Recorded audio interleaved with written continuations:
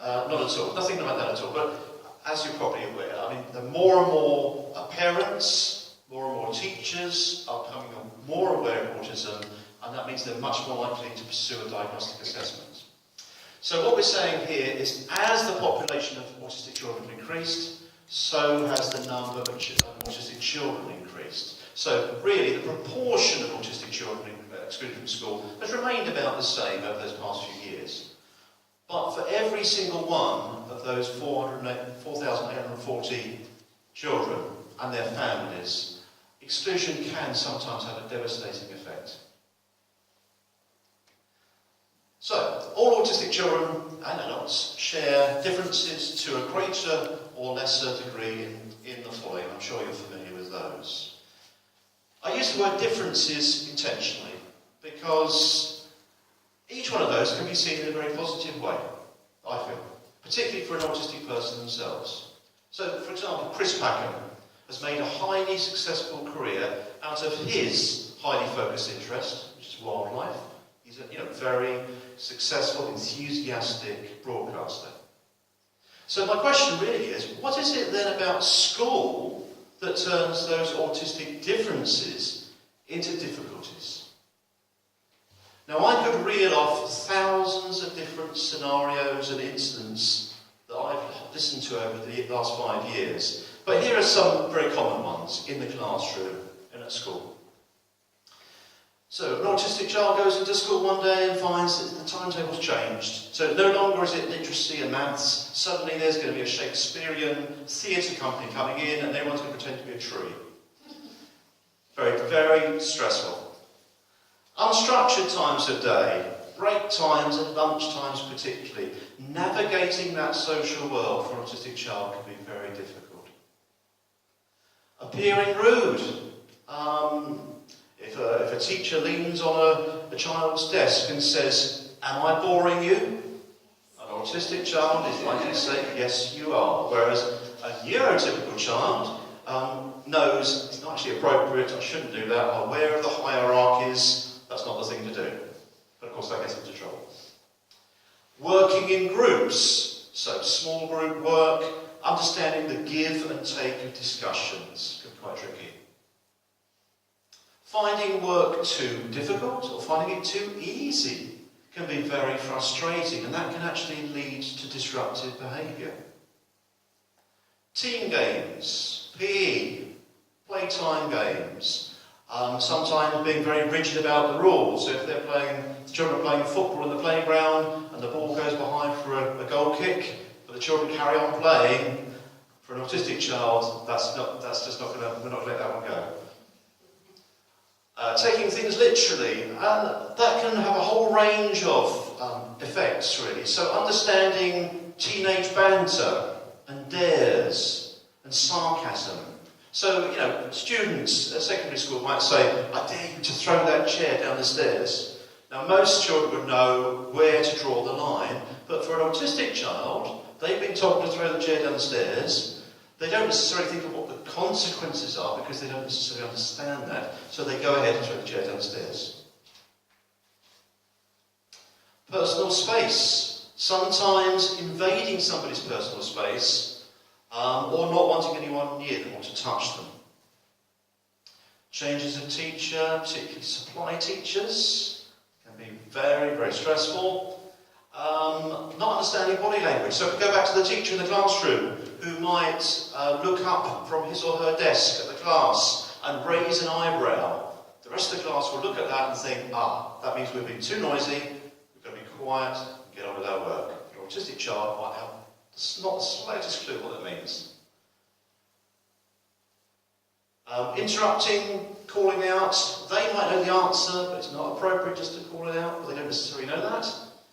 Transitions between lessons, so that can be finishing one task, maybe that they're really enjoying, moving on to something else, but they know that's not completed, but the teacher's insistent that they finish off. Or it can be things like going down a very busy secondary school corridor and coping with the noise and the bustle of that experience.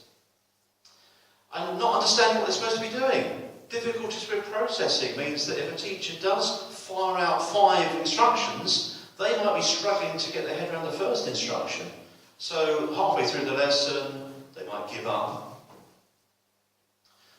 Bullying, being subject to bullying, being vulnerable to that, teasing because of the differences. Or just generally feeling overwhelmed in a classroom, the sensory overload, the noise and the lights and so on. Any one of those, or an accumulation of those over the course of a day or a week or a term, can build up to an autistic meltdown. An overwhelming loss of control, an explosion of behaviour, where the individual does not necessarily have very much control over what they're doing.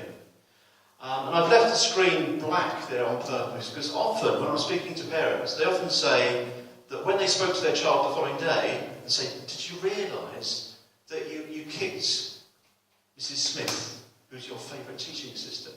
They'll have no memory of it. They don't know what they've done. And they can feel full of remorse, or they may feel very disengaged from what they've done. But to me, that tells me that they've got no intention to harm anyone. But the head teacher, who becomes aware of an incident, a violent incident in class, their first reaction might be to exclude that autistic child. But for the autistic child, how does that leave them feeling? Well, I've been lucky enough to speak to thousands of parents over the last few years, and these are some common feelings that autistic children share following exclusion. A significant minority of autistic children following exclusion start to self-harm and have suicidal thoughts and feelings. But it would be misleading of me just to leave it at that, because that's not the complete picture. Because there are a huge number of autistic children who see exclusion as Willy Wonka's golden tickets. Fantastic.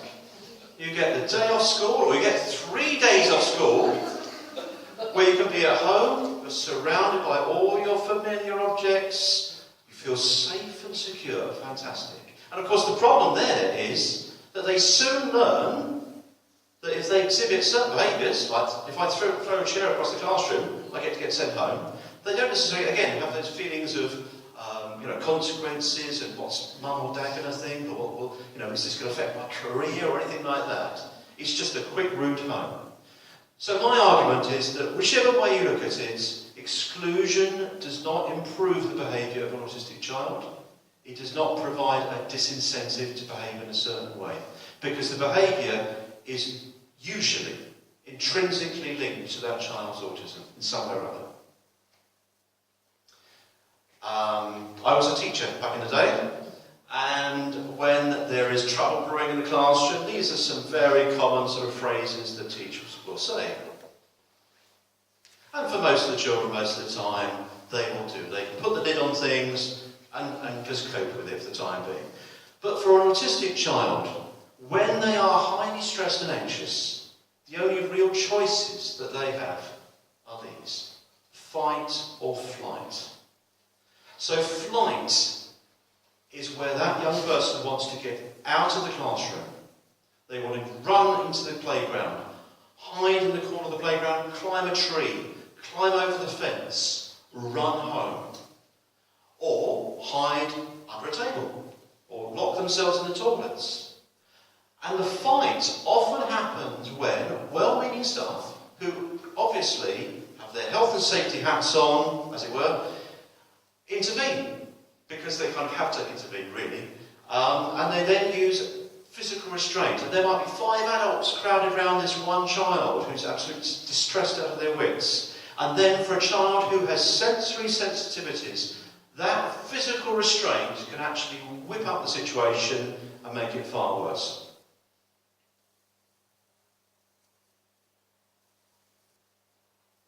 Okay, going back to the national statistics. These are the statistics for autistic children.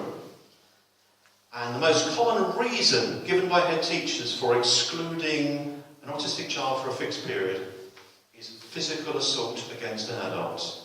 And incidentally, for permanent exclusion, it's the same. It's top of the charts there, if you want to call it that, is physical assault against an adult. What I think is interesting is if you were to compare that list with the list for children who don't have special educational needs, for fixed period exclusion, physical physical assault against an adult comes way down in its either, I can't remember if it's 6th or 7th place. Now that gives the impression that autistic children are rampaging around the school, targeting adults and attacking them. But of course that is simply not the case. I think physical assault really implies intention to harm someone, and that is, as I say, is often not the case. So, this is a diagram that I like to share with teachers and parents as well. So, it's an iceberg, and above the water level is the behaviour that you can see. You can't ignore. That's the challenging behaviour. That's the scratching and the biting, the kicking, the throwing furniture and so on. But below the water level is the invisible condition. All the underlying impairments, all the difficulties that that autistic child faces, which are a direct consequence of their autism. And really, it's only when a school can see what those are, address those and acknowledge them, and then put in place reasonable adjustments and support and strategies to help overcome those difficulties, that the top bit will start to disappear.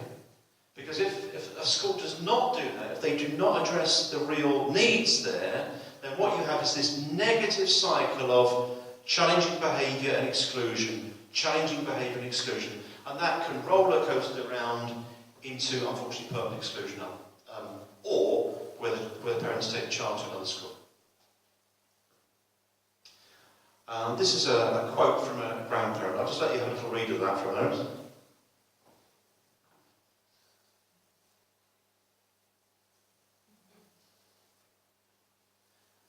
And I think that this really does highlight that exclusion can be the beginning, unfortunately, of a disintegration of the relationship between schools and parents. That you find that they can then go off in divergent paths.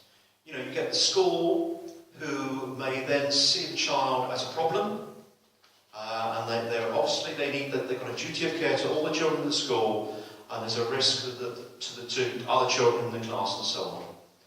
But they see them may see them as a problem to be removed. Whereas the family know that this young person is unique, special, vulnerable, and most of the time is an absolute joy to be around. And part of my role is to try and bring those two parties back together so that the parents and schools can work together. This graph comes from a Freedom of Information request that I made some years ago now, actually. This is for autistic children again, and these are the ages that autistic children are excluded from school. And you can see that there's a marked jump at around the ages of 10 and 11. Now, it's no coincidence, of course, that is the change from Key Stage 2 to Key Stage 3, from primary to secondary school. Primary school, generally speaking, one teacher per year, hopefully a chance to build up a good relationship with that teacher. Secondary school, you go to a huge school with maybe, it could be 15 different subject teachers, 15 different rooms scattered around a vast school, and as I mentioned before, the noisy, boisterous corridors and so on. And that can be sometimes where problems can start. But that's only part of the picture. Another reason, really, why we have so many children excluded, I think, is that there is huge pressure on schools to do well in exams and tests. So this is an old SATs paper, but of course it could be GCSEs. There's so much pressure for schools to have high percentages of A stars to C, and of course that is their bread and butter. And anything that disturbs the tranquil waters of children studying and revising for exams, you can understand head teachers intervening and wanting that child to be removed. Another key pressure is Ofsted. Schools are constantly aware that Ofsted is looking over their shoulder. You may have seen schools with big banners saying, "We are an outstanding school." And that can have a massive impact on the local area. You find that parents are drawn to an outstanding school. It increases the house prices massively. I read an interesting article years ago, I can't remember what the percentages were, but house prices can go up a huge amount because they're near an outstanding school. But I think that is a ridiculous responsibility to place on the shoulders of a head teacher. Back in the day, head teachers were responsible for 450 children and the staff. Now, they seem to be responsible for the whole local economy. And I think it's just crazy. Okay, I think I'll read that one because it may be that clear. So, this was a head teacher. I'm not judged on inclusion, I'm judged on GCSE results. Luckily, my governing body understands what we're trying to do here, but plenty wouldn't. Okay, so let's put ourselves in the shoes of a head teacher for a minute. So faced with an autistic child who's had a huge meltdown, maybe they've kicked out or lashed out at a member of staff, or they've thrown something and it's hit somebody in the head or something like that. They are faced with a dilemma, and these are some of the dilemmas. On the one hand, they're being pulled in one way. They're aware of Ofsted, they're aware of the key judgments. And you could argue that a child who's had a meltdown on the floor and been physically violent, you could say is undermining all of those key areas. But on the other hand, the head teacher should be aware that Ofsted are also looking at the outcomes for children with special needs and disability. And if Ofsted are aware, and they do look at exclusion rates when visiting a school, if they're aware that those children excluded are autistic or have some other special needs and disability, they'll start to ask some searching questions. Is it that you're not supporting them? Are you not meeting their needs? On the other hand, parents at the school gate or staff in the staff room might say the needs of the many outweigh the needs of the few. A head teacher may feel it's better to have 29 sets of contented parents than one parent of an autistic child who is upset about an exclusion. The school SENCO, or the parent, might say that you've got a duty to make reasonable adjustments for my child, and I'll return to that a little bit later on. On the other hand, people will say parents will approve of us adopting a firm stance on discipline. But then again, parents and staff maybe will say, but his behaviour is a direct consequence of his autism, and as such, excluding him could amount to disability discrimination. So this puts a massive pressure on head teachers, so much so to almost snapping point. That's my figure there. I couldn't get to break, but anyway. I'll just read this one for you. So we all need to recognise, this is from a head teacher, we all need to recognise that head teachers are mothers, fathers, partners. They feel hurt and pain. They experience self-doubt and worry. A superhead does not exist. What do exist are normal human beings who have to survive in a system that sees a passion for high standards and compassion and humility as mutually exclusive. And I think that hits the nut of the problem there, is that we get in schools where this is a really academic school, or this is a school that does well for children with special educational needs. We need to have both of those interweaving. Okay, now because there's so much pressure on head teachers, as we've seen, this can sometimes push, should we say, head teachers to move away from the statutory guidance on exclusion and find other ways to exclude an autistic child. And I'm just going to quickly talk about each of those now. So we start off with the first one, informal exclusions. So this is where the parent gets a phone call. Maybe, sometimes it's literally like 10 past 9 in the morning it's been. But, a phone call from the head teacher, or it might be from a teacher, and saying, look, could you just pop in, do you think, because, your daughter, your son, isn't having a good morning, not having a good day. Could you just come and collect him, please, and take him home? And so the parent arrives, all really concerned, and then the teacher or the head teacher says, don't worry, we're not going to include it, we're not going to record it as an exclusion, so it won't go on his record. So the parent thinks, fantastic, thank you for being so kind, that's really great. And of course, next week what happens is there's another phone call, and the mum or the dad has to leave work in the middle of a meeting, rush to school, and the same thing happens. And weeks go by, and after a while the parent thinks, I've actually had enough of this. I'm going to complain about this. So they write to the governors, but the governors don't know anything about it, because these are unofficial informal exclusions. They're not recorded. So, to all intents and purposes, they don't exist.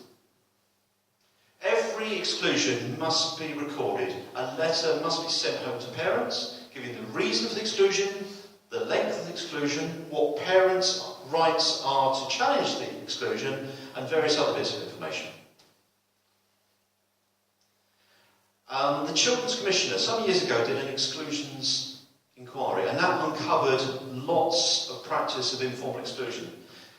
She's not one to mince with her words. This was the previous Children's Commissioner. She said the practice of illegal exclusions is a source of shame to the education system. Where illegal exclusions, that's informal exclusion she means, are identified and pursued, there is no meaningful sanction for schools. It's clear that there's no disincentive on them to behave in the same way in the future. Now, the Children's Commissioner has got a lot of clout, and she can make recommendations to Ofsted and to the Department for Education, and both those parties had to respond. So to Ofsted, she said, where Ofsted discovers evidence of informal exclusions, they should automatically trigger a judgment of inadequate overall for the school. Wow. Ofsted replied, not very succinctly, but they said, Ofsted, we would take this very seriously and would expect inspectors to pursue the issue thoroughly. The illegal use of exclusion would raise serious questions which may be linked to the leadership and management, the school's safeguarding procedures, governance, behaviour and safety, and work with parents and carers. Serious inadequacies in any of these aspects would be likely to lead to the school being judged inadequate overall. So to summarise there, the Children's Commissioner says that if there's informal exclusions in a school, the school must be judged inadequate. Ofsted is saying, yes, they could be judged inadequate. If you find yourself in that situation of your child who's been excluded, informally excluded I should say, ambitious about autism, have got a really great guide, Getting Justice for all unlawfully excluded children. And in there they've got 3 template letters, one for the governors of the school, one for Ofsted, and one for the Secretary of State, written by a solicitor, which is worth having a look at. And it's worth remembering that informal exclusions are unlawful, even if parents agree. So even if you say, yes, okay, I will take my child home, it's still unlawful. If you're aware of it happening, you think, hang on a minute, what's going on here? One thing you could do is you could say, can I just see the attendance register for my daughter for the last term, please, to see how it's been recorded. Because there's no other way of recording an exclusion except for E. Okay, we move on to internal exclusions. So this is where a child is removed, sometimes physically, from a classroom and goes to another part of the school. Now, in a small school, that might be the head teacher's office. It might be sitting outside the head teacher's office on a chair. In a bigger school, like a secondary school, they may well have a room devoted to internal exclusions, sometimes called an isolation room, or once I heard it called a room for improvement, which I thought was slightly funny. Anyway, internal exclusions, it's not governed, isn't quite the right word, but controlled, I should say, by the statutory guidance on exclusion. It's up to individual schools to decide how internal exclusion should take place. But it should be detailed in the school's behaviour policy. This was a comment from a parent. I'll just let you read this one.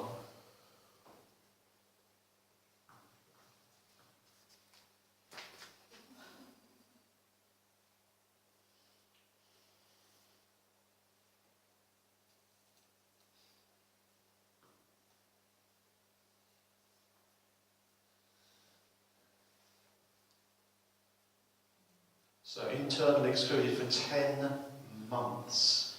Now, there is a real blurring here because a common reasonable adjustment to make for an autistic child is to provide a room in the school where they can go to self-regulate. In other words, they can be in the isolation room as well. So an autistic child sometimes, one day is going there because they've chosen to go there to become calm, another day they're being taken there to be removed from the classroom. And particularly for an autistic child, that's very confusing. There isn't much guidance out there on internal exclusion. This is from the old Department for Education, which used to be the DCSF. But it's saying here clearly, no, internal exclusion shouldn't be a long-term solution, long-term respite care. It's not a dumping ground for children who need specialist support and understanding. And it shouldn't be a fast track to permanent exclusion. Okay, next up on the list of grey areas is part-time timetables. I struggled saying that, but I think I've got it now. Part-time timetables, there we go. So that would be where the school's arranged with a parent that the child comes in for maybe 2 hours a day, say from 9 to 11. That is allowed in exceptional circumstances. But the point is, it should be to meet the needs of an individual child. So if a particular child is so anxious about being in school, that by the time the afternoon comes along, they are literally exhausted with the stress and everything falls apart, then a part-time timetable could be a temporary solution. But the problem, of course, is that sometimes it's not temporary. This is the same parent.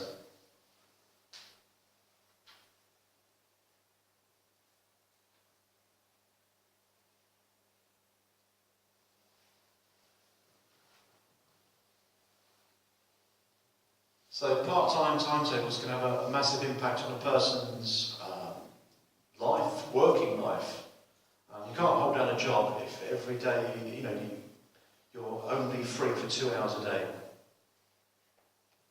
So, again, there's not masses out there on what schools can and cannot do. But the key thing is that the Education Act, 1996, Section 7, says that a child should have a suitable full-time education. Okay? Schools can use part-time timetables, but only in exceptional circumstances to meet the needs of an individual child, not because the school can't cope or lacks resources. I mean, time and again you hear, well, we haven't got a teaching assistant in the afternoons, so they're going to have to go home. They're not allowed to do that. It's not to be used as a disciplinary sanction, although once I did see part-time timetables spelt out in a school's behaviour policy. That's not what they're there for. And there should be a time-limited plan. It shouldn't just be going on and on. Like 2 weeks, fine. Maybe 2 weeks of review at the end of that week, and then increasing the hours a bit for the 3rd week, perhaps, with the goal, of course, by the end of maybe the 4th week, perhaps, maybe 5th week, back to full-time. Okay, next up we've got managed moves. Now again, this is something that schools can do. They can arrange. And it can be positive. So this is where a pupil and a parent and the school come to a mutual decision that things just aren't working.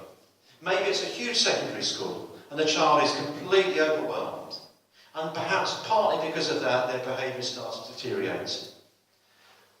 The teacher can pull some strings to a certain extent and arrange a move to another school where that child can then make a fresh start. None of the other students at the school will know what the history is. They don't know that the child's been excluded 6 times. The staff will be aware of what the school record is, but that shouldn't change their attitude towards the child.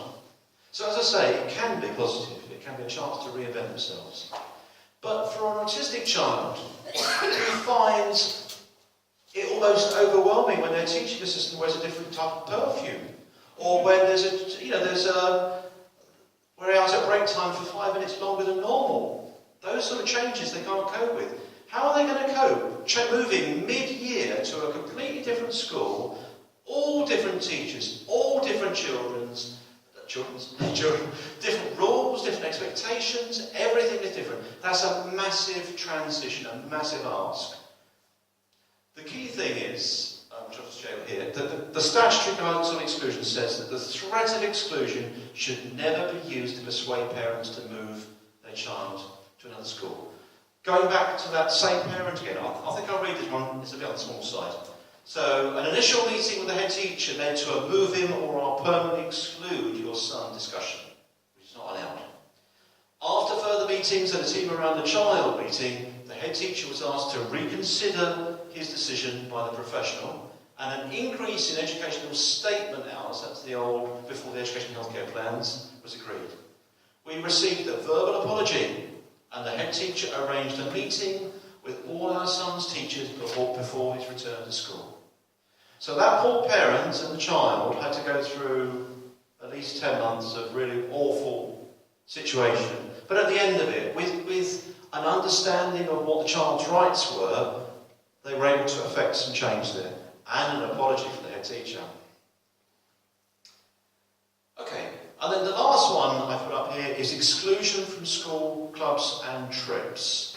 But I'm going to return to that later because it really links to disability discrimination. Okay, so let's move on to disability discrimination.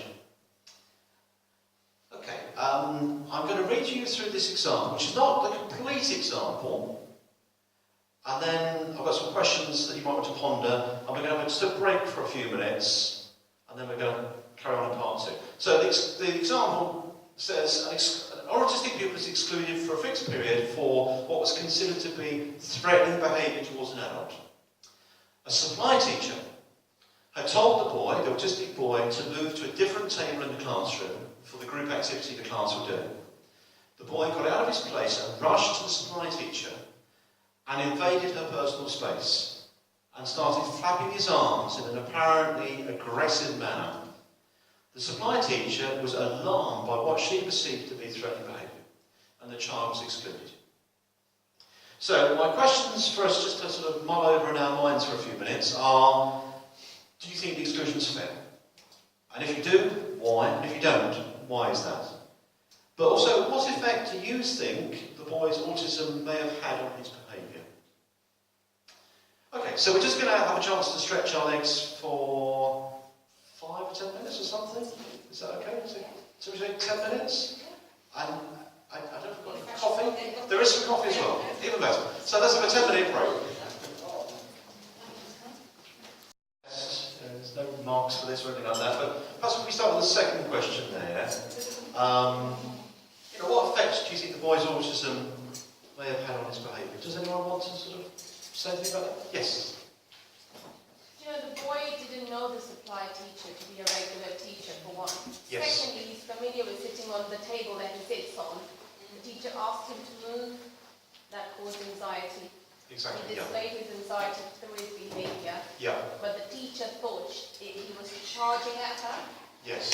So that's how he got excluded. Yeah, exactly. That's happened to my son a few times. Really? So, yeah. Well, this is an example I've taken from something called the technical guidance, which I'll mention in a minute again. But yes, you're quite right. So there's 2 changes to routine here. One, a supply teacher that he's not familiar with. Second, he's been moved out of his regular place, so that's causing him anxiety. And then he's rushing up to the supply teacher, and although the behaviour might seem very aggressive, the flapping arms is stimming, self-stimulatory behaviour, which is a behaviour that's directly associated with autism. Anyway, as I said, there's a bit more to this example. I mean, is the exclusion fair? I mean, based on what we just said there, clearly it's not going to be fair, is it? But here's a bit more to the example, though. So the reason why the pupil flapped his arms, as we were just saying here, was that the supply teacher told him that he could not sit in his normal seat, like you're just saying there, because it wasn't appropriate for the activity that they were doing. This upset the pupil and caused him to flap his arms in an agitated fashion, but the pupil always sat in the same seat in the classroom. And that was considered to be a reasonable adjustment to make for this autistic pupil. Doesn't matter what the activity was, he could always sit in that same place. So he felt safe and secure. And the pupil's reaction of flapping his arms, as I said, was stimming, self-stimulatory behaviour, and it was connected to his autism. And so this could amount to discrimination arising from disability. I'm going to talk about that in a bit more detail in a minute, but that's basically, in this case, punishing him for his disability-related behaviour. Okay, and the class teacher hadn't left any notes for the supply teacher that he could always sit in the same place. So here we would say it's a failure to make reasonable adjustments. Okay. Right, now before we can talk about disability discrimination, however, the first thing that a tribunal would need to do is to establish whether the child should be considered disabled for the purposes of the Equality Act or not. So that brings us straight to Section 6 of the Equality Act. And I'm just going to take you through that. It's all a bit legalese, really, isn't it? But let's pick out a few things here. So the person has to have a physical or a mental impairment, and autism is considered to be a mental impairment. Some of the language here, by the way, I know is quite controversial, but it's all in law, so there's not much we can do about it. I know that some autistic people don't like the word disabled, for example, but that's unfortunately what we're given. It's got a substantial effect. That means more than minor or trivial. Long term, which means that it's lasts for more than 12 months, and obviously autism is a lifelong developmental disorder, and has an adverse effect on the person's ability to carry out normal day-to-day activities. Now, for a child, of course, going to school is a normal day-to-day activity. Lining up for assembly is a normal day-to-day activity. Sitting down in the lunch hall is a normal day-to-day activity. And if the child is struggling with those things, then they would fit, with all those things there, they would fit the definition of a disability. I'm now going to introduce the technical guidance for schools, which I remember I discovered a few years ago, and it was like finding the Holy Grail. That was fantastic. It's basically an easy read version of the Equality Act. It's written for schools, but it's also used by lawyers and parents. And the thing I particularly like about it, it's got lots of examples, many of which are to do with autistic pupils, so that you can understand what disability discrimination is, and also what it's not. So the technical guidance says that there's no need for a person to have a diagnosis to be considered to have a disability. And that's something that people don't always appreciate. It's the effects rather than the cause. I'm not saying it's easy. I mean, if you go to a tribunal, it's more difficult if you don't have a diagnosis, but you can still, you might still be successful with a claim of disability discrimination. And the technical guidance says that mental impairments include autism. Okay, now, once the school, the parents, they've established that the child should be considered to have a disability, that triggers the duty to make reasonable adjustments for that child. These are positive steps so that child can participate in all aspects of school life. It's not just the curriculum. Anything the school offers for children of your child's age, so for example after-school clubs, or lunchtime, break time, school trips, the Christmas play, anything that's being offered to children of your child's age should be offered to that child. And if there's any barriers, if there's anything stopping it or making it difficult, that's what triggers this duty to make reasonable adjustments. Most reasonable adjustments are simple changes in practice. You don't have to pump thousands of pounds to make a reasonable adjustment. An example that somebody told me on the phone a little while ago was there was a teacher who had an autistic child in her class who was really struggling with the sensory overload and all the noise. So at the end of the school day, when everyone had gone, she went round every chair in the classroom and put little felt feet underneath every chair leg, so that when the children the next day got up from their places, there wasn't that horrible screech on the floor.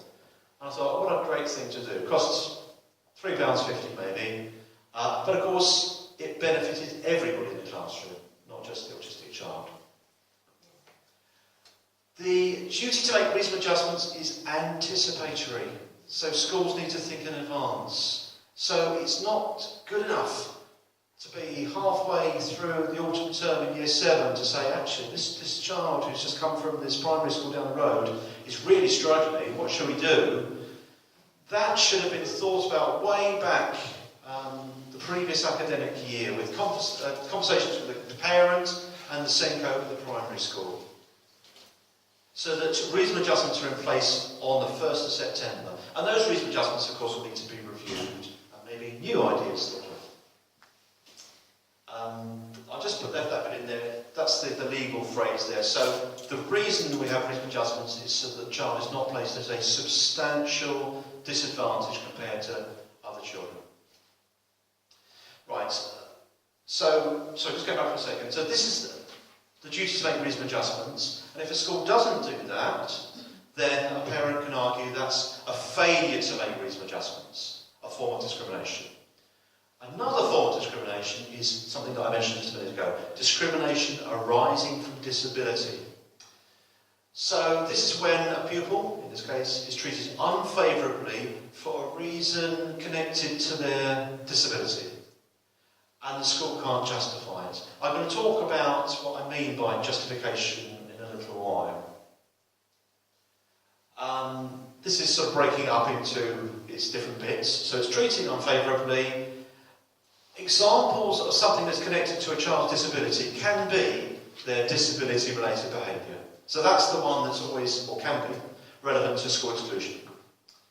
And when I talk about justification, the legal phrase they use is a proportionate means of achieving a legitimate aim. And that's what I'm going to explain in a minute. It took me years to work out what it meant. Okay, this is from technical guidance. So, if a disabled pupil is excluded for behaviour connected to his or her disability, this could be discrimination arising from disability unless the school could justify it as being a proportional means of achieving a legitimate aim. An exclusion is unlikely to be justified in circumstances when the school's not made reasonable adjustments. Okay, that's what the technical guidance says. So, just going back to that example we talked about just before the break and just after the break, the child who was flapping his arms at the supply teacher. If we break that down, when I'm speaking to parents on the phone, I often say, take a look at your child's diagnostic report, take a look at their education and healthcare plan, and if you're floundering a bit with those, why not have a look at NICE, which is the National Institute for Clinical and Healthcare Excellence.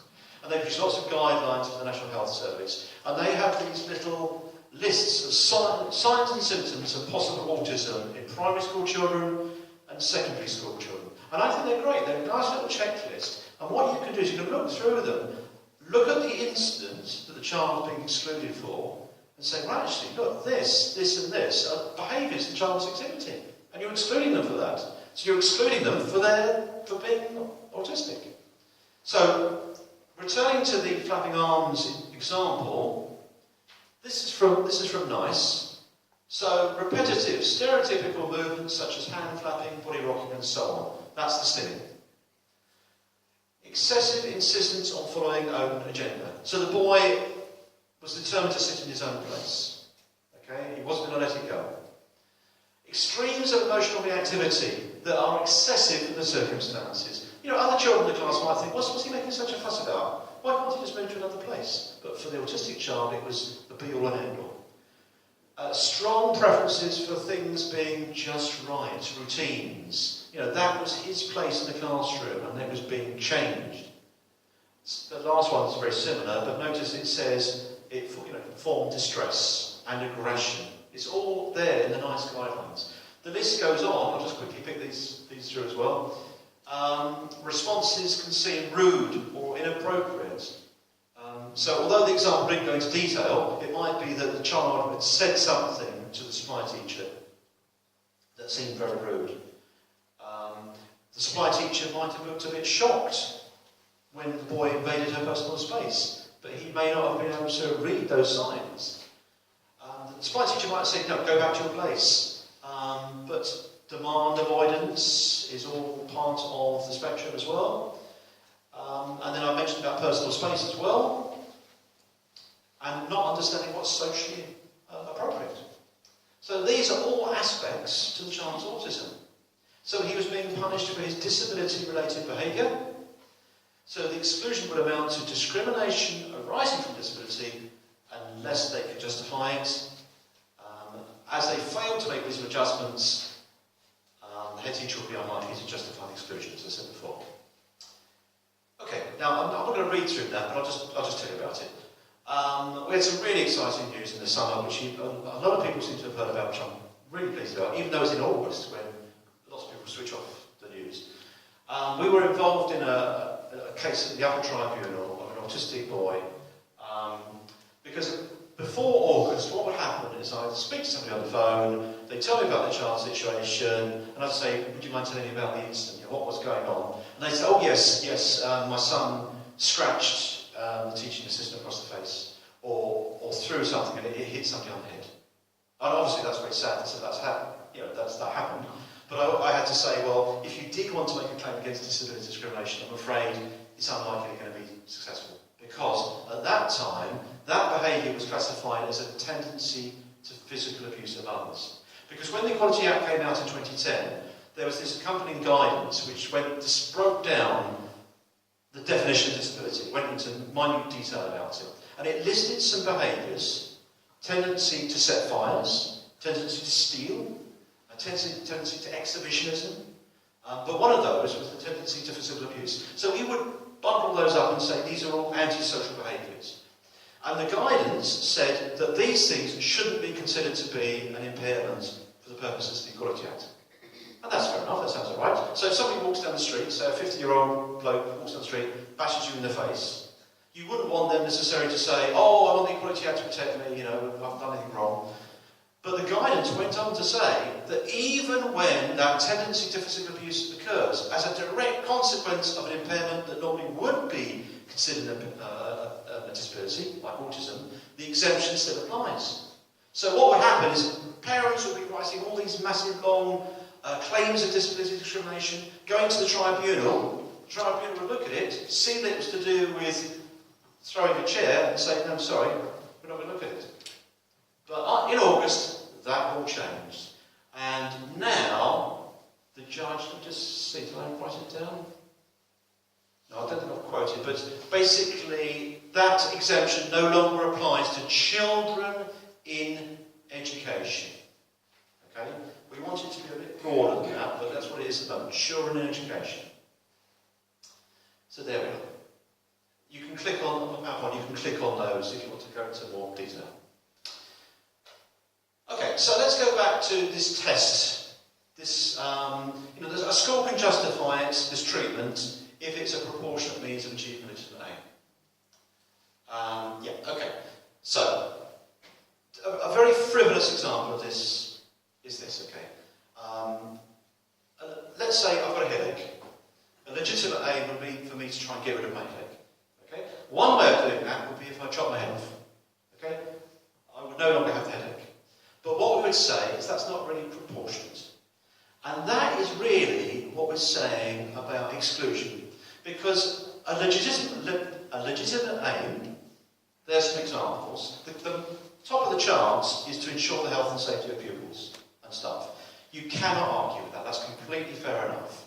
But what we would say is excluding my daughter for 5 days, or is permanently excluding my son, a proportionate way of keeping people safe in the school. What we would say is, let me have a look. Yeah, surely it's more proportionate to do these sort of things. To try and understand my child's autism, be empathetic, view the world through his eyes. What is life like for him as an autistic child? Ensure that his needs are met. Provide appropriate support. Try and work on reducing his anxieties. Put in appropriate strategies. Make tailored, reasonable adjustments for him.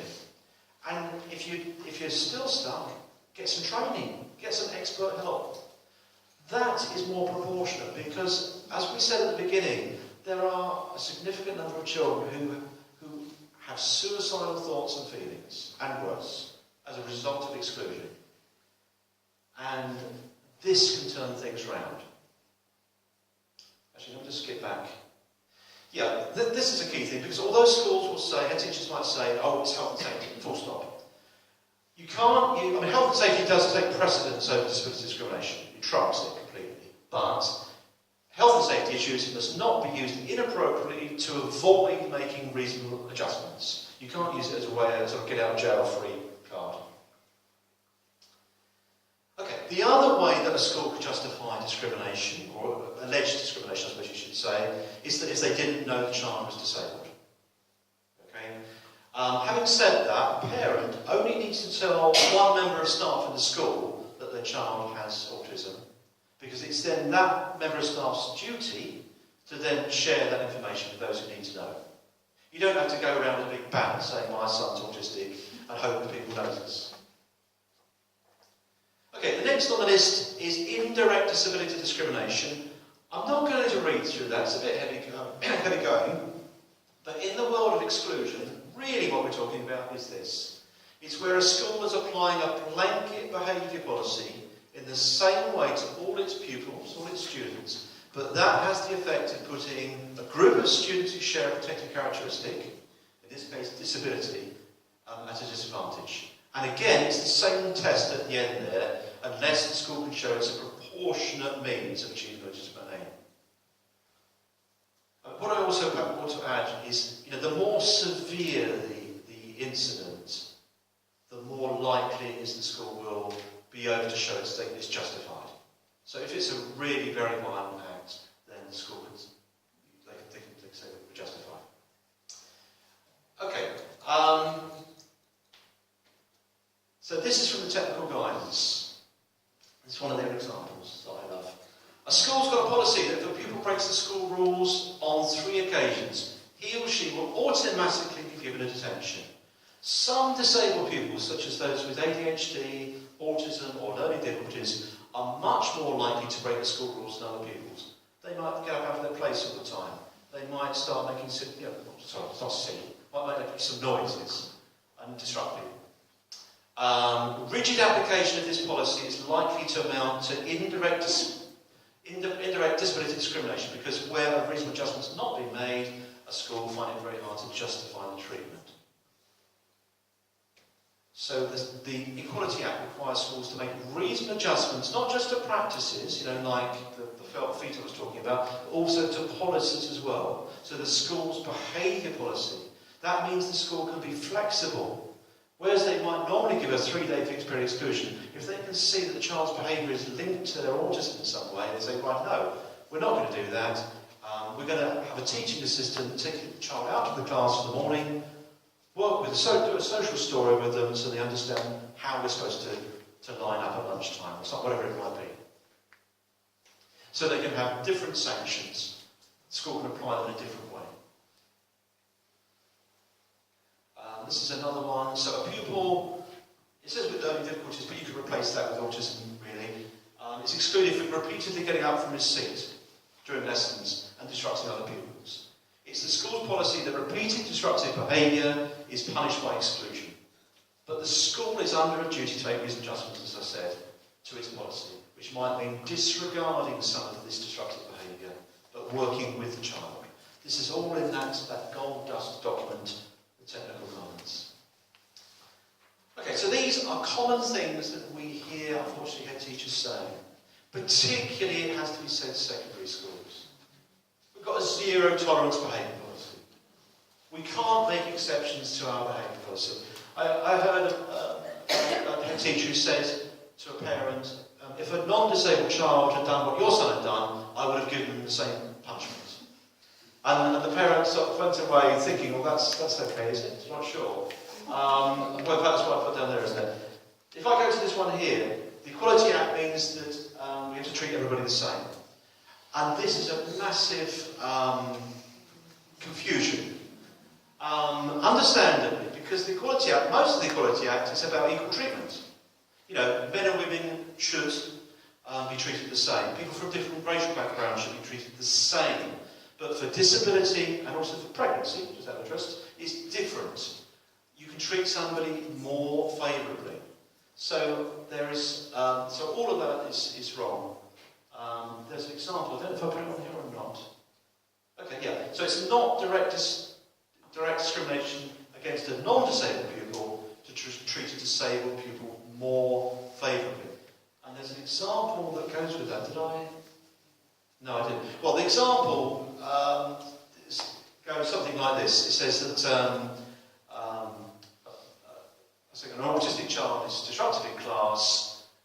the school doesn't take any disciplinary action. A non-disabled child is also disrupted, and he is punished for his behaviour. And it says this difference in treatment would not amount to direct disability discrimination. And that's something to wave under the nose of the head teacher, really, I think. There's a Department for Education document, Behaviour and Discipline in Schools, which says that schools' behaviour policy should acknowledge the school's legal duties under the Equality Act. When you look at most behaviour policies, they don't really. They might make a little reference to the special needs policy, maybe. When I look at behaviour policy, I usually do a little search for reasonable adjustments, Equality Act, disabled. And most of the time, they don't feature in there. Really, all it takes is a little statement like this. This is from a school in the Isle of Wight, which at the time was the highest excluded local authority in the country. But this particular school in the Isle of Wight said, we will make reasonable adjustments in the application of our behaviour policy for disabled pupils. That's all it needs. This is one that I wrote, which I'm not going to read out because it's too long, typically. Statutory guidance on exclusion says that before a head teacher decides to exclude, they should take account of contributing factors. In the guidance, the statutory guidance on exclusion, it lists bullying, bereavement and mental health issues. But for an autistic pupil, although it doesn't actually say this in the guidance, really the head teacher, with their Equality Act 2010 hat on, should be thinking, actually, is the behaviour a direct consequence of the child's autism? Or is it at least triggered by difficulties that child faces, which is to do with their autism? So if it's the first one, then that can be discrimination arising from disability, punishing them for their disability-related behaviour. If it's the second one, then it could be a failure to make reasonable adjustments. Because if the school had made adjustmts, then some of those difficulties may not have arisen, or perhaps have been avoided.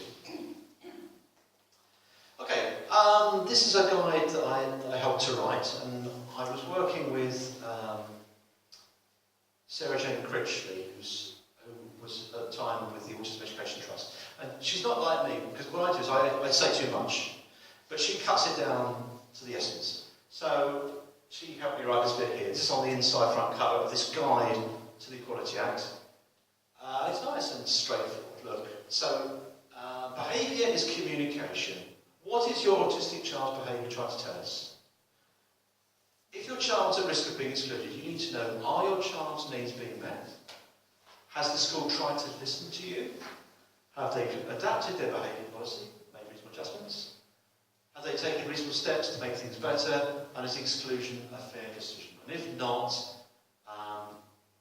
the exclusion might not be justified. And she came up with this little idea for a cartoon here, which I quite liked. I can see some nodding going on there. But it's, it's not a one-size-fits-all thing. When you make reasonable adjustments, you've got to make them different for individual children. That's what I was trying to show there. Okay. Right, that returns us back to the exclusion from school, clubs and trips. So, as I said earlier on, autistic children have got the right to participate in anything the school offers. And if there are any barriers to their participation, the school needs to make reasonable adjustments for them. A common thing that comes up is residential trips. And it is, I'm not saying it's easy for a minute, but if the school feels that a child's behaviour is a danger, first of all, they need to have an individualised risk assessment for that child. They need to look at the potential dangerous behaviours that child is likely to exhibit on a school trip. How likely are those things to happen? What would the outcomes be if they did happen? I mean, is it life-threatening, or is it just that someone might be harmed? But crucially, what are the triggers? And also, what controls and measures could the school put in place to try and reduce those risks? If the school hasn't done an individualised risk assessment, how can you possibly say that taking your son or daughter on a school trip is too risky? You can't just make sweeping generalisations about health and safety. So that's the first thing to say. I heard of a school that refused to allow an autistic girl to go on a school trip to a residential setting. It's one of these kind of outward bound type places. She had really profound sensory sensitivities. And in the school, whenever the hand dryers were going off, she became very, very distressed. So in the school, they stopped all that, fine. But they said, oh, when she goes on the trip, we can't take out of her hands, can't do anything about it, she can't go on the trip. All it would have taken is a phone call to the centre and say, look, we're bringing, in 6 months' time, plan ahead, anticipatory, 6 months' time, we're going to bring an autistic child to the centre. She has sensory sensitivities. Is there any chance that you could just switch off the hand dryers in all the dormitories, all the toilets, and instead just supply some paper towels? That's all it would have taken. So it's all about communication. It's not just about the school making reasonable adjustments, but it's also about the venue. So the museum, for example, or whatever it might be, the school needs to contact the centre, or the museum, or the whatever it might be, a boat trip, and say, what reasonable adjustments do you make for autistic children? So, for example, the Museum of Childhood in London, they've got this quiet room, they've got this, if you go on their website, it says bringing an autistic child to the museum, they've got all these visual things about even the bus stop outside, and here's a quiet room they can go to if they're feeling overwhelmed, this is what to expect from the trip. Brilliant, really, really good. So, schools got a duty to make reasonable adjustments so that disabled pupils can participate. As I said before, the Equality Act doesn't actually override health and safety legislation. If the reason for excluding the child is based on general assumptions, that is not good enough. If the school hasn't made or even considered reasonable adjustments, then the exclusion from the trip is likely to be unjustified. Parents do take their case to the tribunal, and the tribunal has got the power to order the school to organise a new trip.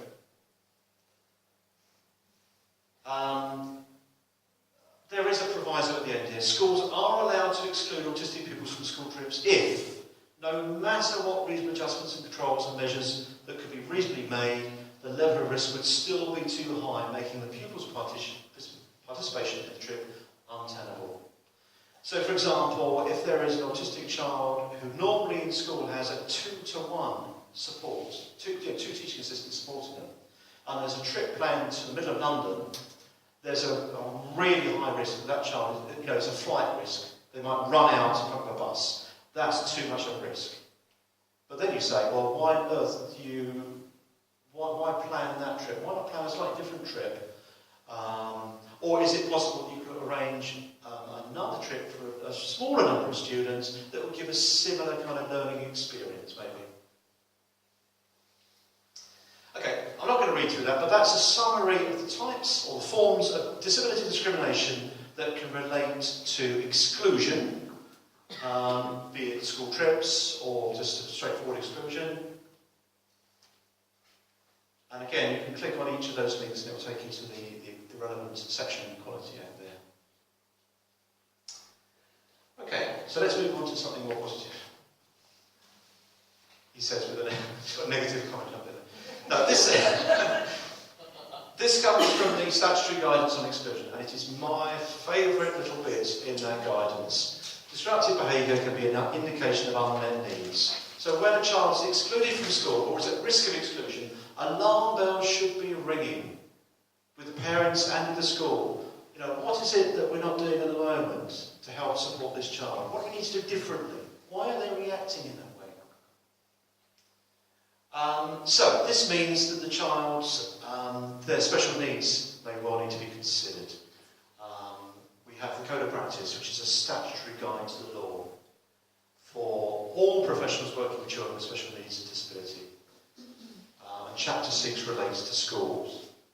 So this includes SEN support, and the 4 stages of the cycle are assess, plan, do, review.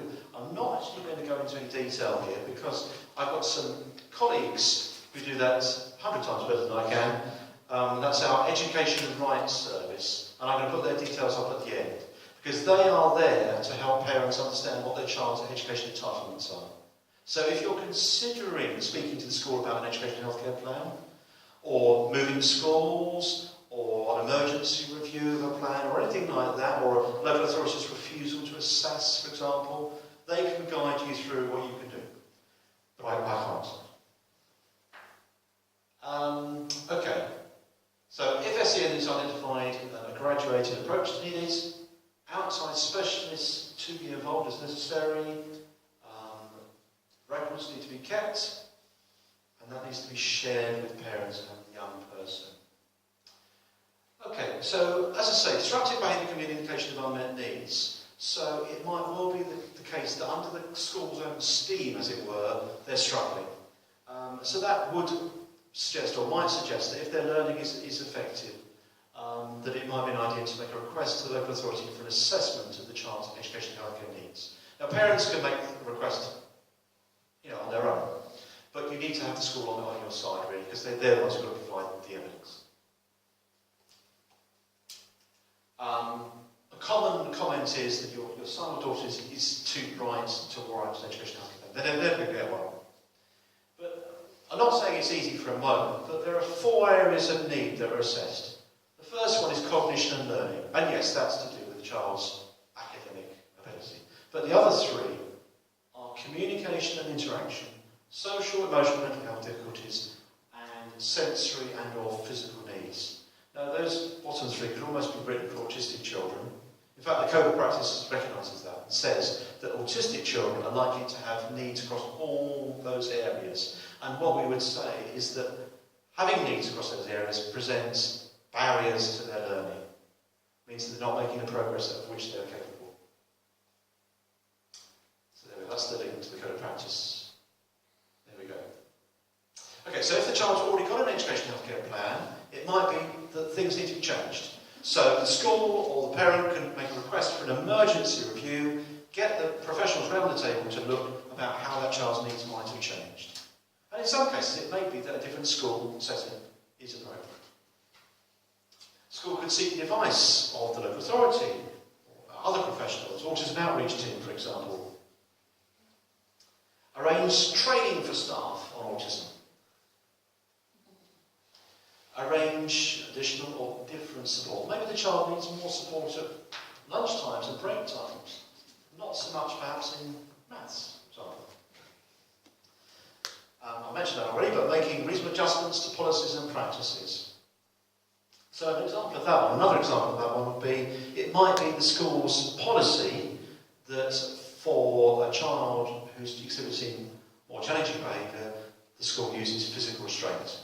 Now, schools are allowed to use physical restraint, but for an autistic child who has sensory sensitivities, that touch, when they are in a heightened and distressed state, can escalate a situation.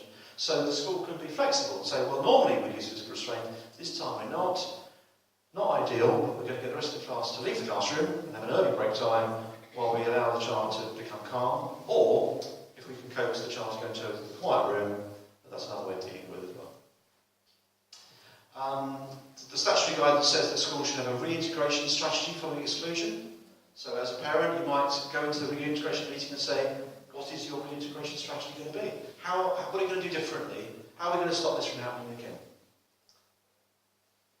Okay, and here are some resources that we wrote about this time last year, or finished this time last year. This was written by a colleague of mine. Steps to avoid the exclusion of autistic pupils.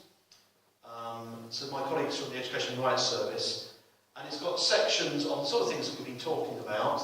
Well worth a look at. It's written for teachers, really, but it's an easy read, and it's worth sharing in a meeting, perhaps. Talk about ways that we can try and avoid exclusion in the future. And we've got a section on our NES website with some of the other resources that we've produced. The first one is to do with that difficulty that many parents face. There's where they speak to a teacher and the teacher says, well, in class your son or daughter seems to be coping all right, seem to be quite quiet, but they seem to be okay. But when they get back home, they're bouncing off the walls, literally. And that's because they've been like a little Coke can, and all through the day they've been shaken up, but when they get home in a safe environment, they explode, if you like. And that's what that's about. School stress and anxiety, how it can lead to school refusal, and it can impact on family life. And then successful reintegration of autistic pupils following exclusion. I'm going to return to that in just a minute, just a few key points to make about that. Again, that's something that could be shared in a reintegration meeting, or ideally before a reintegration meeting. I've mentioned steps to avoid the exclusion of autistic pupils. There are two guides with very long titles, one of which I showed you a bit of before, both of them about the Equality Act, the sort of things I've been talking about there about disability discrimination, one for parents and one for governors as well, so that when they consider their teacher's decision to exclude, they can actually think, well, actually, have we been discriminatory here? Okay, so successful reintegration. Here are some key things that we decided were important. First of all, the school having a genuinely inclusive ethos. You know, most school websites will have a statement on their homepage saying, we are an inclusive school. But of course the school needs to walk the walk and talk the talk, or the way around, I'm not sure which way it is. That it needs to be a genuine inclusive ethos, so all teachers being on board, the head teacher first of all being on board with the idea of inclusion, the governors, parents and children, they need to learn about disability and diversity in assemblies and PSHE lessons and so on. Pupils being listened to, having their point of view understood, especially how autism impacts on them. So, what is the phrase that I like to use is the one that I was speaking to everyone about. There's a court case. I won't go to it now. A solicitor said to the jury, "You need to view this young man's behaviour through the lens of his autism," and that's what I urge head teachers to do. Don't take this at face value. What is it life like for this young person? And it's about building relationship. So, a strong relationship with a teaching assistant, class teacher. They need to have a go-to person, someone they can feel safe with, even if they just sit with them and don't say anything. And try and work on reducing their anxieties and improving relationships with other children so that they can understand what autism is and why is it that Fred goes to lunch 5 minutes before everyone else. They need to, because otherwise they'll say it's not fair.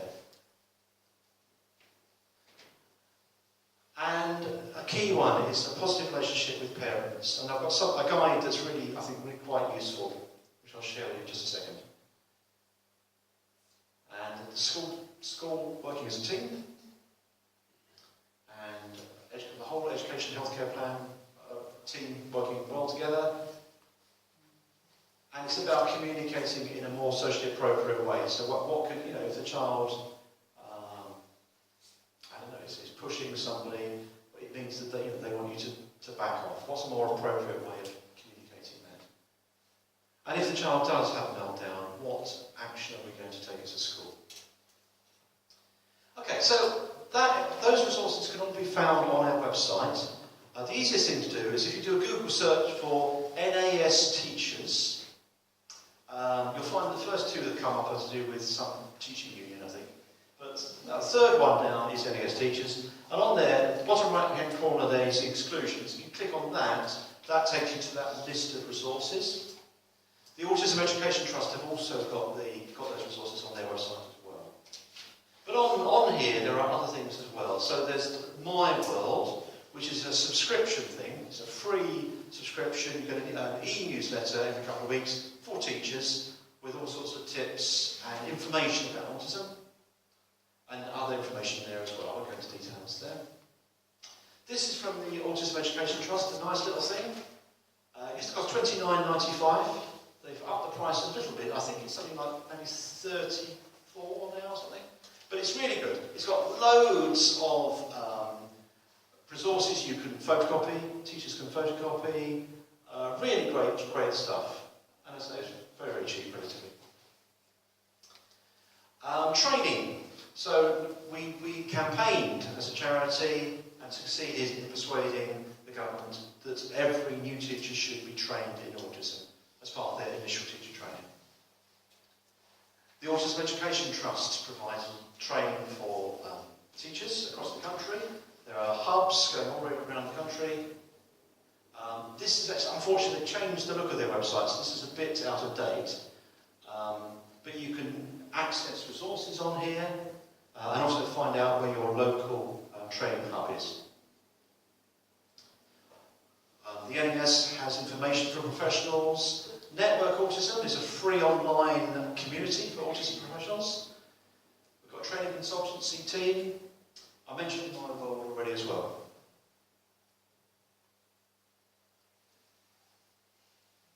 Okay, so this is I think it was two teachers talking. I can't remember where I got this from actually, to be honest, but anyway.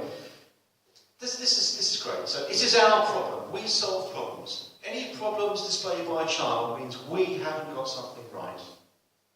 We don't do this because we're nice people, though we are. We do it because kids who feel part of the school learn better. And that just sums it all up. Okay, so this is that guide I was talking about. It's called Working Together with Your Child's School. It's a really good thing to share with the school, either for school to give to parents or parents to give to school. Lots of little tips on there for building a good relationship, but most of it is a questionnaire with 36 statements on there. I won't read through that. And the idea is that you rate each one, either essential, important, not very important, or not necessary. So to give you an idea, this is number 22. Your child has a safe and quiet place to go within a classroom or school when needed. So you tick whatever one you want there. And you can do it electronically as well if you want to. The idea is that the guide then says, when you've done all 36, go through and cherry pick your top 3 priorities. Because obviously if you give the school 36 demands, they're not going to be very keen. Whereas you say, here's 3 things that I found from the Autism Education Trust, which I think are going to make a big difference to my daughter's experience of school life. How can we just sit down now together? And I just think this is it's so simple, but it's so powerful, because rather than going in complaining and moaning about problems, what you're doing is going in with, here's 3 solutions. And if it goes well, maybe 4 weeks down the line, you go in with a few more. So what are your priorities for your child? Because parents are the experts in their child. You've seen your child grow from 0 to 10, or whatever it might be. You know what they really enjoy, what they're good at, what they're really great at, but also what they find really difficult. And you will have come up with your own strategies about how to get them into the supermarket, or avoid the supermarket maybe. Okay, so I put this picture in here. There's 2 reasons why I put this picture in here. One, I put it in there a long time ago. I did a talk at the Space Centre in Leicester. Nothing to do with space. It was because it was where we were having our annual general meeting. I did a talk on exclusion. So I tried to make it a bit sort of spacey. So we got Sigourney Weaver there and the alien. But the point was, this is unfortunately what the relationship between parents and schools can be like when a child's excluded. It can be very adversarial, very confrontational. You can have the parent going into meetings, all guns blazing, shouting, literally shouting. But what happens then, of course, is the school will pull down the blinds, metaphorically, and that's the end of any communication.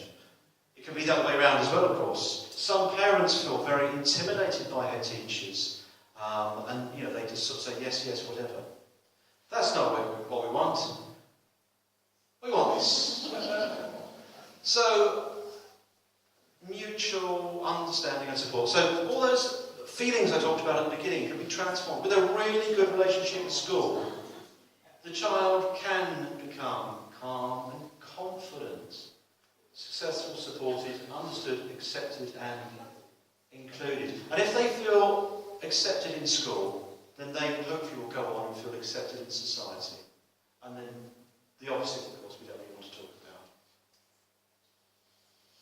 about. Okay, so I run the school exclusion service, which is extremely tiny. I won't tell you how small it is, but it is. It's a bit like the Wizard of Oz. You know, the Wizard of Oz, when at the end there, they pull back the curtains, one man turning out. That's what it is. It's kind of just me. But you can book an appointment by phoning that number, and you'll hear a message. Just leave your phone number, email, and a little summary of your inquiry, or you can email. And then my colleagues at the Education Rights Service, there are more of them than me, which is good. They've got quite a lot of volunteers. I have been recruiting volunteers before. So that's their number. You can also look up their information on the website as well. They've got an online inquiry form you can fill in. So today I've been talking about steps to encourage inclusion and avoid exclusion. And